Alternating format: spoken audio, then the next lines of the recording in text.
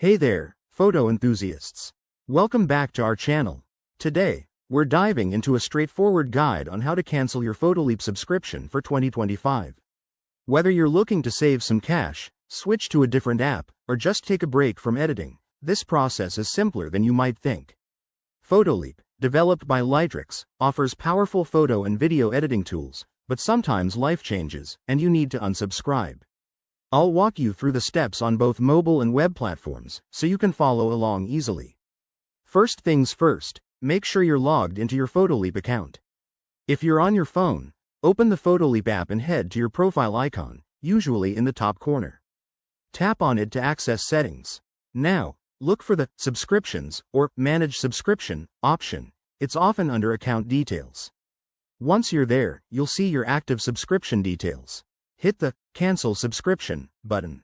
The app might ask why you're canceling, so feel free to select an option or skip it if available. Confirm the cancellation when prompted. This is crucial to avoid any accidental renewals.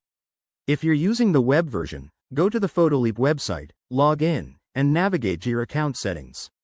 Find the subscription section and follow the same steps to cancel. Keep in mind that depending on your payment method, like Apple or Google Play, you might need to cancel through their stores instead.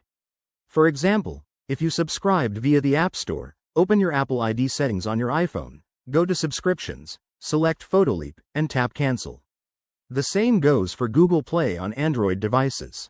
One quick tip: always check for any pending charges or grace periods after canceling, as it can take up to 24 to 48 hours for changes to process. If you run into any issues, like an error message, reach out to Photoleap's customer support through their help center. They're usually pretty responsive. And remember, if you decide to come back, resubscribing is just as easy.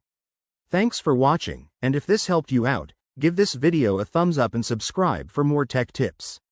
See you in the next one.